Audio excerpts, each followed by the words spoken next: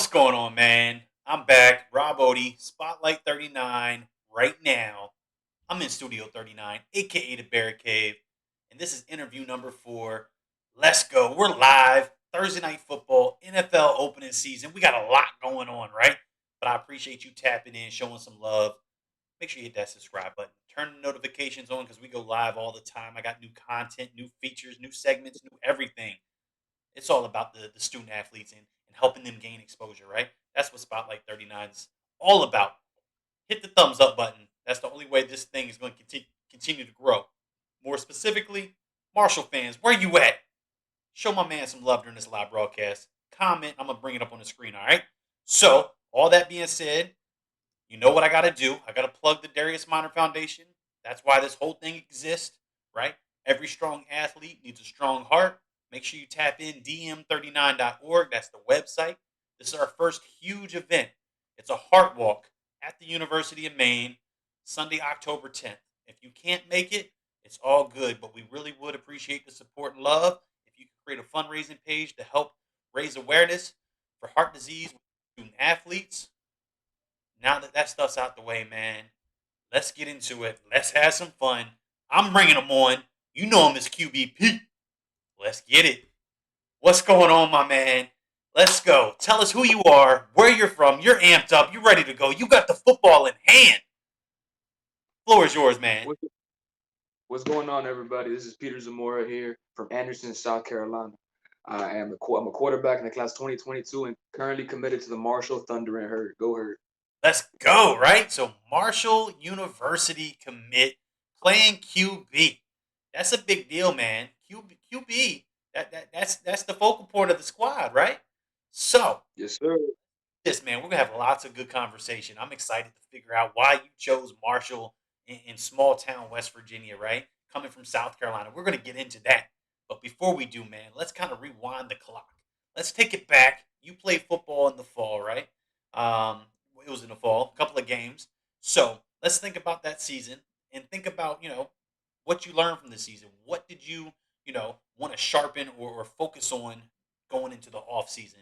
And specifically, what did we do this offseason, man? What did it look like? Because there was a lot of stuff happening. June 1st hit, and it felt like the world opened up, right? Everything seemed to go back to normal, at least in the aspect of, camps and showcases and all that good stuff.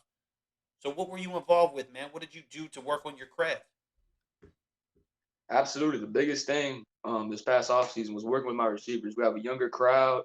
We have a younger group of guys in the backfield on the offensive line and the receivers. So just being able to work every day and learn how to gain their trust and be able to trust each other when difficult situations come up. So 7-on-7s, just coming together as a team, maybe going to have a backyard barbecue with the guys, just anything I possibly can to go ahead and build a stronger bond with them. So just having a trust with the team was probably the biggest thing this offseason.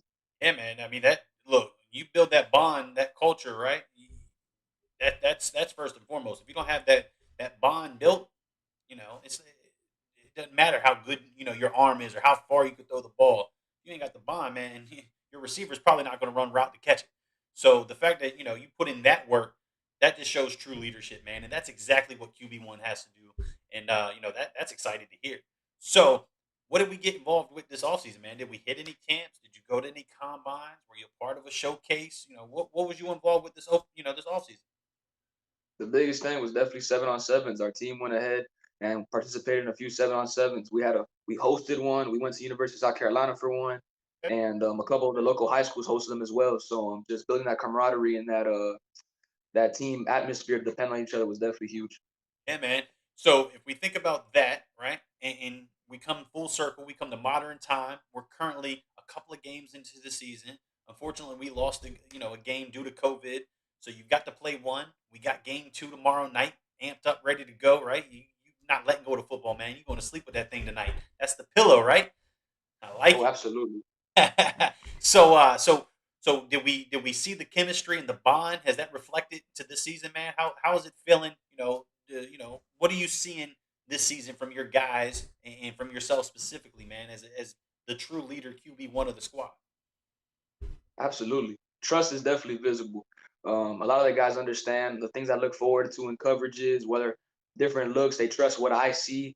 And a lot of the guys that were younger last year, maybe they were freshmen, they're definitely putting on their big boy pants and they're coming up and playing football this year. So we're all kind of growing together as a unit. So I'm kind of glad they're stepping to the plate and coming to play football. Awesome, man. So, how many games do we got on slate? COVID pending. How many games we got left Right now, we have 7 more games, if that is correct. before playoffs? 8 more games, and then the playoff run, of course. Awesome, man. Look, you go into the playoffs. That's the goal, right? Oh, absolutely. No, playoffs is a gimme. The state championships where the money's at. All right, look. I respect that. I respect that. I like it. So look, you're committed to Marshall, right? And we're gonna get to that. Normally, I ask about the grades and all that good stuff, but look, you don't commit to Marshall and get the opportunity if you ain't got the grades. So I'm gonna assume the grades are good. But you tell me, are you academically fit to join? Marshall? Oh, absolutely. My parents will let me out the house without good grades. Maintaining a 4.7 GPA is definitely quite Hold on. You said a 4 point what? 4.7, sir. 4.7, like lucky number seven. Yes, sir. Man, look, congratulations. That's remarkable. I mean, that's Ivy League stuff, right? I mean, you can go to you could be accepted in whatever school you want. You want to go to Harvard, you go to Harvard, right? You want to be an engineer, be an engineer. But we chose Marshall, man. So let's talk about the recruiting process. Let's talk about when it started. What was that breakthrough aha moment when somebody came calling, man? And who was it? Was it Marshall? Did they come first, or did we have other programs? And then ultimately, what led you to Marshall? Like I said, small town West Virginia. You got to have a lot of heart to want to go to Marshall. Marshall, they got a lot of history though. The Byron Leftwich. I mean, I watched that. I watched that live, man. That was huge. You got the Randy Moss, right? Shout out to Randy Moss. His son. I'm gonna get to meet his son on Saturday. I'm pretty excited about that. Montego Moss, right? I'm gonna see him at the main JMU game. So shout out to Randy Moss and Marshall. So why did you choose Marshall, man? But let's talk about the recruiting process on why you ended up at Marshall. Out the gate, my freshman year, with the Lane Kiffin staff over at FAU, they decided to go ahead and offer me a scholarship, and it was definitely a blessing from God to be able to go ahead and receive a scholarship that young, knowing that I had the ability to play football at the next level at such a young age. Yeah, And then obviously COVID came around last year, and then kind of things died down because teams were had to refocus on the 2021 class for an extended period of time.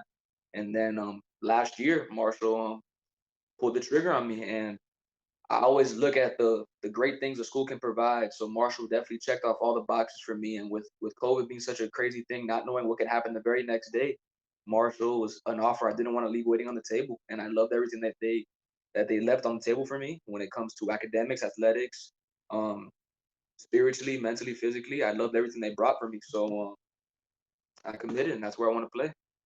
that's huge. I mean, that's incredibly well said. The fact that you didn't stack offers, you weren't counting offers every day. Look, man, I just got my 36 offer from so and so university. I mean, that's awesome. I mean, that look nothing.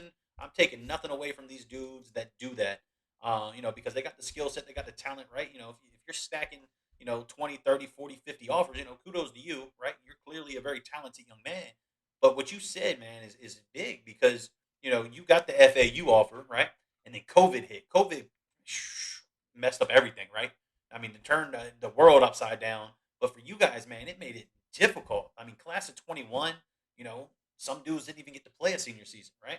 And then class of 22, you're trying to figure out, man, are there going to be scholarship opportunities available for me because of all the new extra years of eligibility and all this other stuff that just goes hand in hand with what's messed up in the pandemic, right?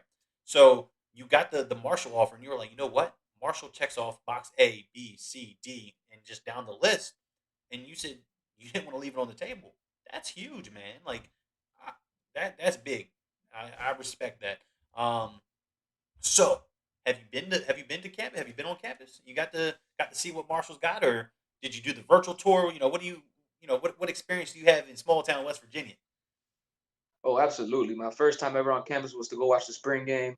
Unfortunately, that's when the dead period was still extended. And then after being there, I didn't want to leave. Although it was still a dead period, nobody was able to talk to me too much. But I just fell in love with the community. How the community just responds to the football atmosphere. They rallied to that football stadium, to Jones C. Edwards Stadium. They rallied to that place, and Oh man, if there's I 30,000 people that live in the town, There's 30,001 people that show up at the stadium because you could have somebody come from out of town. But that's how big football is for Marshall University and that community, man. So you said that very well. But go ahead. Nah, and then a couple weeks later, I decided to take my official visit right when the dead period had finished, and I had the best time of my life being able to go ahead and have that official visit, and it felt like a family. It felt everything that I wanted it to be, and I couldn't take anything bad away from the experience. I couldn't go ahead and say anything bad about the school. I go, this is where I want to be at for the next 5 years. I was ready to make a decision that's going to impact the rest of my life, and at Marshall University is where I want to do it. That's huge. And then if you think about it, right? Y'all got an R8 head coach now, right? Not to take anything away from the previous staff, but you got an R8 coach now, right? He comes from some pretty strong royalty, down there in Alabama, right? Oh yes, sir. Coach Huff is that guy. Coach Huff is that guy. I'm definitely very happy to call him that my future head coach.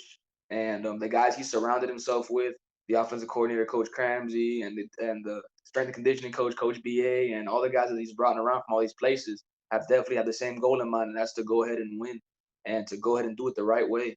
And I couldn't be happier with the coaching staff. Yeah, definitely, man. Look, I'm excited.